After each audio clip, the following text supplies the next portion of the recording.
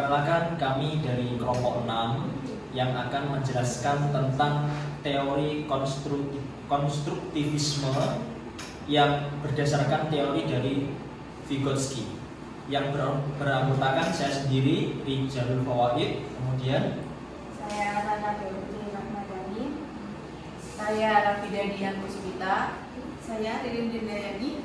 Oke, kami akan menjelaskan tentang teori konstruktivisme dari Vygotsky. Kita mulai dari yang pertama, kita pahami dulu tentang pengertian secara umum tentang teori belajar konstruktivisme. Kita pahami bahwasanya teori belajar konstruktivisme merupakan sebuah teori yang menempatkan peserta didik sebagai individu yang membangun pemahaman dan memahami informasi secara aktif selama proses pembelajaran, yang pada intinya berbeda dengan teori sebelumnya, yaitu behavioristik yang berpusat pada guru. Di dalam teori konstruktivisme, di sini para siswa mempunyai kesempatan untuk mendapatkan pemahaman secara mandiri selama pembelajaran. Jadi seorang guru itu hanya menyampaikan materi sebagai stimulus saja, tidak secara tuntas. Nanti memberikan kesempatan kepada peserta didik untuk dapat mengembangkan pemahamannya sendiri. Seperti itu. Kemudian itu secara umum. Nah, bagaimana siswa itu mendapatkan pemahaman? Di sini kita tahu dari teori yang disampaikan oleh Vygotsky berkaitan dengan konstruktivisme, di mana proses belajar ini elemennya ada dua. Yang pertama, belajar adalah proses belajar yang melibatkan dua elemen penting. Pertama, belajar merupakan proses belajar secara biologis sebagai proses dasar. Yang kedua, belajar adalah proses secara psikososial sebagai proses yang lebih tinggi dan esensinya berkaitan dengan lingkungan sosial budaya. Seperti itu untuk teori dari Vygotsky. Kemudian penerapan di kelas akan disampaikan oleh Bu Linda. Baik, terima kasih. Di sini saya akan memberikan contoh penerapan teori belajar konstruktivisme di dalam kelas. Nah, di sini yang pertama dijelaskan bahwa contoh yang pertama yaitu mendorong kemandirian dan inisiatif peserta didik dalam belajar dengan menghargai gagasan atau pemikiran peserta didik serta mendorong peserta didik berpikir mandiri. Berarti guru telah membantu peserta didik menemukan identitas intelektual mereka. Dan juga mendorong peserta didik berpikir tingkat tinggi atau higher order thinking. Guru yang menerapkan proses pembelajaran konstruktivisme akan menantang para peserta didik untuk membantu menjangkau hal-hal berada di balik respon faktual yang sederhana.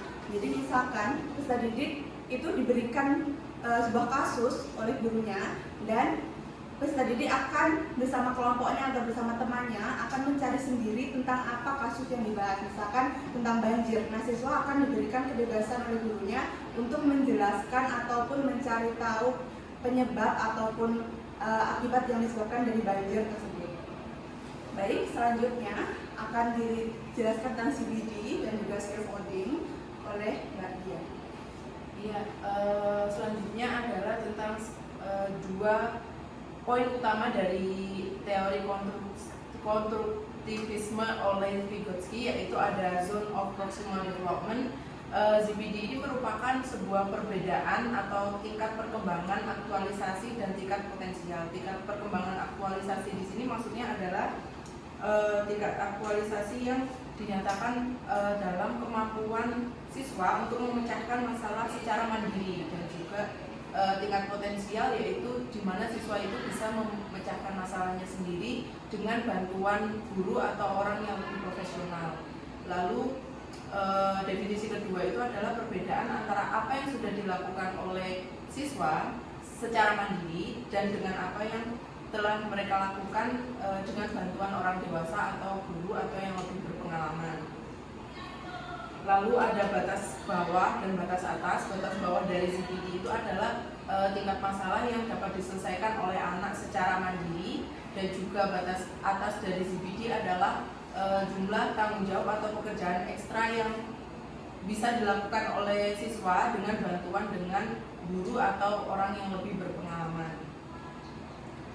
Untuk scaffolding sendiri, ini adalah sebuah teknik yang digunakan oleh pengajar untuk membantu siswa dalam mencapai potensi mereka. Jadi di dalam scaffolding guru akan memberikan instruksi di awal pembelajaran saja. Lalu setelah itu guru akan mengurangi bimbingannya atau mengurangi pendampingannya.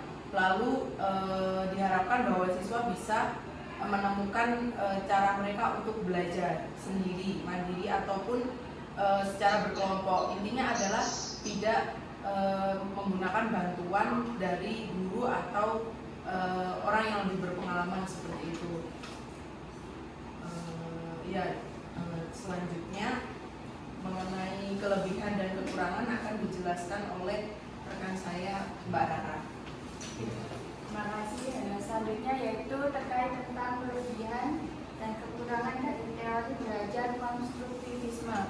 Di mana kelebihan ini ada 3 poin. Yang pertama yaitu memberikan kesempatan mengutarakan pendapat, di mana siswa dituntut untuk lebih aktif dalam menyampaikan gagasannya secara lugas ataupun sesuai dengan apa yang mereka pikirkan. Dan yang kedua, mendorong untuk berpikir kreatif dan imajinatif, di mana siswa akan berusaha untuk menghubungkan apa yang mereka pikirkan dengan keadaan di dunia nyata. Dan yang ketiga yaitu dapat menghadapi masalah, di mana siswa ketika seringkali memiliki pengalaman dalam mengutarakan pendapat dengan baik, maka siswa tersebut mampu untuk diajak kerjasama dalam menghadapi masalah. Dan poin kedua yaitu kekurangan dari teori belajar konstruktivisme, yang mana pertama sulit untuk mengubah kebiasaan mengajar, di mana guru biasanya sering menggunakan metode mengajar ceramah, sehingga guru kesulitan untuk mengubah kebiasaan ceramah ini ke metode di mana siswa diminta aktif untuk mengutarakan pendapatnya. Dan poin kedua yaitu membutuhkan lebih banyak waktu. Nah, di sini siswa mungkin memiliki kemampuan yang berbeda-beda, sehingga guru juga tentunya merasa terbebani jika siswa tersebut memiliki kelemahan dalam berpikir dan mengutarakan pendapatnya. Dan yang terakhir yaitu kesulitan dalam memberikan contoh yang konkret dan realistik. Kesimpulan dari presentasi kali yaitu secara keseluruhan teori konstruktivisme sosial Vygotsky menekankan bahwa pembelajaran adalah proses sosial yang melibatkan kolaborasi antara individu dan lingkungannya. Konsep zona perkembangan proksimal menurut Vygotsky menunjukkan bahwa pembelajaran paling efektif terjadi ketika anak-anak mendapatkan tantangan yang berada dalam jangkauan mereka, tetapi hanya bisa tercapai dengan bantuan dari orang lain yang lebih ahli. CPD berfungsi sebagai alat penting dalam mengidentifikasi kebutuhan dan potensi siswa, serta mengarahkan guru untuk memberikan dukungan yang sesuai melalui proses scaffolding sehingga anak-anak dapat mengembangkan kemandirian dalam belajar. Demikianlah tadi presentasi dari kami kelompok 6 mengenai materi tentang teori konstruktivisme yang diutarakan oleh ahli yaitu Vygotsky. Sekian dari kami, mohon maaf jika ada kesalahan. Akhirnya, assalamualaikum warahmatullahi wabarakatuh.